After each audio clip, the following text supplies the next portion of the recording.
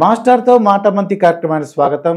నేను మీ మాస్టర్ దుర్గాప్రసాద్. ఈరోజు మనతో పాటు మాడుగుల శివప్రసాద్ గురూజీ ఉన్నారు. నమస్కారం గురూజీ. ఆశీర్వచనం అండి. సార్, ఇప్పుడు దసరా నవరాత్రులు, శరన్నవరాత్రులు, మా దుర్గాదేవి విజయవాడ, ఏంటి అంత విజయవాడ దుర్గామాతకి అంత ప్రాశస్త్యం ఏంటి? చాలా కనకదుర్గ గుళ్ళు ఉన్నాయండి. నా డౌట్ ఏంటంటే ఏంటి విజయవాడలో ఉన్న కనకదుర్గమ్మకి ఎందుకు అంత ప్రాశస్త్యం? శ్రీ మహాగణాధిపతయే నమః. ఐం మహాసరస్వత్యే నమః. శ్రీ లలితాంబికాదేవ్యే నమః. విజయవాడ దుర్గా అమ్మవారి యొక్క ప్రాశస్త్యము ఏమిటి అంటే నా ఉద్దేశం చాలా కనకదుర్గ గుళ్ళు ఉన్నాయి కదా అని. ఉండవచ్చును, పేరులోనే ఉన్నది విజయం అని. విజయవాడ మామూలుగా ఈ విజయవాడ కనకదుర్గ అమ్మవారి గురించి అంటే మామూలుగా కథలుగా ఎన్నో రకాలుగా ఉన్నాయి. నిజానికి సత్యము అనేటువంటిది ఎక్కడైతే ఉంటుందో అక్కడ పరిపూర్ణముగా యోగం అనేది ఉంటుంది. చూడండి, సత్యం అనేటువంటి యోగము ముందు చెప్పటానికి లేదు. సత్యం ఉంటేనే సత్యానికి యోగం అనేది. అక్కడ కనకదుర్గ అమ్మవారికి అంతటి ప్రాశస్త్యం ఏమిటి అంటే ఎదురుగా కృష్ణా నది ప్రవహిస్తూ ఉండటం, పైగా ఉత్తరవాహిని, పశ్చిమాభిముఖో దేవాహ నదీ చ ఉత్తరగామిని అన్నారు. నది ఉత్తరం ప్రవహిస్తూ ఉండాలి అని అదొక ప్రాశస్త్యం. తర్వాత విజయవాడ ఆ సిటీకి అంతా కూడా, ఇప్పుడు పూర్వము వాడ అంటే ఏమిటి అంటే ఏదో చిన్న చిన్న గ్రామాలకు అనుకునేటువంటి వాళ్ళము. ఇవాళ అలా అనడానికి లేదు. ఎందుకంటే ఆ విజయవాడ అనేటువంటిదే ప్రపంచ పటములో ఒక మహోన్నతముగా నిలబడినటువంటిది. అవును కదా. ఇవాళ ఆంధ్రప్రదేశ్ తెలుగు రాష్ట్రాలుగా విడిపోయి ఉండొచ్చునేమో, కానీ అమ్మవారి గొప్పతనం ఎప్పుడూ కూడా అమ్మవారిదే. అందున శక్తి పీఠాలలో అది కూడా ఒక మహాన్వితమైనటువంటిది అనేటువంటిది మనం చెప్పుకుంటున్నాం. చాలా మహిమ కలిగినటువంటి అమ్మవారు. అక్కడికి వెళ్ళి నిజంగా మనము నమస్కారము చేసుకుని చిత్తశుద్ధిగా చేసుకునేటువంటి దాన్ని బట్టి ఎక్కడైనా అమ్మవారు మనకిస్తుంది ఎప్పుడు కూడా. నాకు తెలిసినంత వరకు, నాకు తెలిసిన వాళ్ళు, నాకు స్వానుభవము కూడాను, ఎవరో చెబితే వినటం అనేటువంటిదే కాదు. నేను కూడా చాలాసార్లు వెళ్ళొచ్చాను. చాలా అనుభవాలు.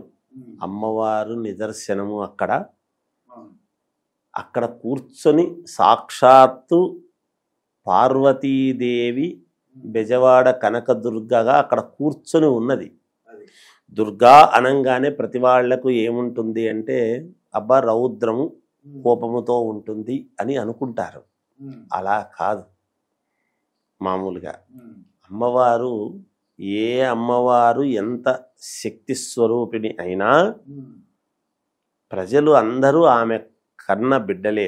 ఎందుకంటే లోకమాత, జగన్మాత, జగత్పిత అని కదా. మనం ఏదైనా జగన్మాత, జగత్పిత అంటే పార్వతీ పరమేశ్వరులే ఇద్దరే.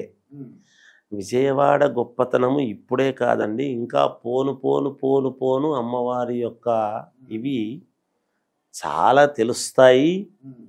విశేషమైనటువంటి ఆ కొండ ఎక్కుతున్నప్పుడే తెలుస్తుంది ప్రతి వాళ్లకు కూడా పవిత్రత ఏమిటి అనేది. మామూలుగా శిఖరాన్ని చూస్తేనే, అమ్మవారి యొక్క ఆ శిఖరాన్ని చూస్తేనే పుణ్యము అనేటువంటిది ఉంది. అయితే ఆ కొండ అమ్మవారి దగ్గరికి వెళుతున్నాము అన్నప్పుడు మనకు వెళ్ళేటువంటి ప్రతి భక్తుడికి, భక్తురాలికి కూడా, ప్రతి మనిషికి, ప్రతి వాళ్లకు కూడా ఒళ్ళంతా కూడా ఒక రకమైనటువంటి పులకింత ఆనందము, సంతోషము, వాళ్ళకి అనేక రకాల ఇవి కలుగుతాయి ఎక్కుతున్నప్పుడు. అది గమనించాలి. మనం అక్కడికి వెళ్ళంగానే ఆ ప్రశాంతత, ఆ అమ్మవారి యొక్క దర్శనము, ఆ సంతోషము చాలా మహిమాన్వితమైనటువంటి అమ్మవారు కదండి. అందుకని ఆ విజయవాడకు పేరులోనే ఉంది అంటున్నాను కదా. అందుకని అక్కడ దగ్గర దూరం ఉండేటువంటి వాళ్ళు ఎక్కడెక్కడి నుంచో వెళ్ళి మనము నమస్కారం చేసుకునేటువంటి వాళ్ళ యొక్క ఇది ఒక రకమైతే, అక్కడ కింద మల్లేశ్వర స్వామి కూడా ఉన్నాడుగా. అవునండి. దుర్గా మల్లేశ్వర స్వామిని మనం పిలుచుకుంటాం కదా, పరమేశ్వరుడి యొక్క ఇది. ఆ కొండకు మహిమాన్వితమైనటువంటిది. అది ఈ రోజుది కాదు కదండి, మొదటి నుంచి ఉన్నదే.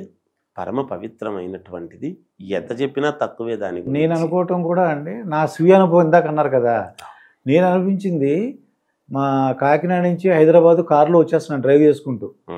వచ్చేస్తుంటే ఆ ప్రయాణంలో విజయవాడ దాడుతున్నాను, అమ్మవారిని తలుచు కూడా మర్చిపోయాను నేను. కొంత దూరం వెళ్ళేసరికి కారు ఆగిపోయింది రిపేర్.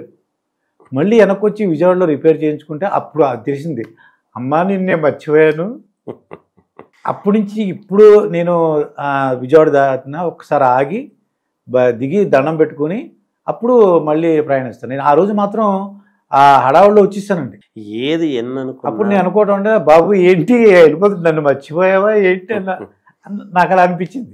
ఎన్ని అనుకున్నా విజయవాడ నగర వాసులు చాలా పుణ్యం చేసుకున్నటువంటి వాళ్ళు. అది విజయవాడలో ఎవరైతే ఆ పరిసర ప్రాంతాలు ఉండేవారు అంతే కదా. పైగా విజయవాడకు అంతటి ప్రాధాన్యత ఏమిటి అంటే, నైరుతిలో కొండ ఉండటం. అమ్మవారు నైరుతిలో కూర్చొని ఉండి మిగతా ఇదంతా కూడా ఊరంతా కూడా విస్తృతి కావటం.